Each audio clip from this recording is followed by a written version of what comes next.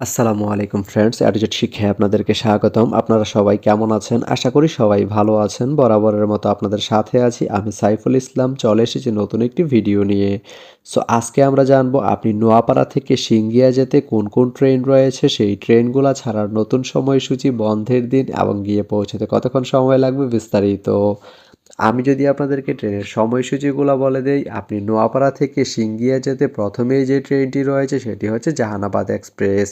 Jehanabad express ট্রেনটি নোয়াপাড়া থেকে ছাড়বে সকাল 6টা 36 মিনিটে এবং এটি সিংঘিয়া গিয়ে পৌঁছবে সকাল 6টা 51 মিনিটে।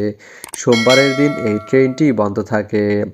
এরপরে রয়েছে বেতনা কমিউটার ট্রেনটি নোয়াপাড়া থেকে ছাড়বে সকাল 6টা 54 মিনিটে এবং এটি সিংঘিয়া গিয়ে পৌঁছবে সকাল 7টা 8 মিনিটে। মঙ্গলবারের দিন এই ট্রেনটি বন্ধ থাকে।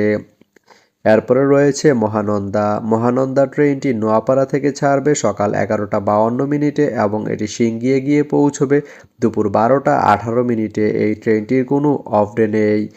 এরপরে রয়েছে মংলা কমিউটার ট্রেনটি নোয়াপাড়া থেকে ছাড়বে দুপুর 2টা 46 মিনিটে এবং এটি সিংঘিয়া গিয়ে পৌঁছবে দুপুর 3টায়। মঙ্গলবারের দিন এই ট্রেনটি বন্ধ থাকে।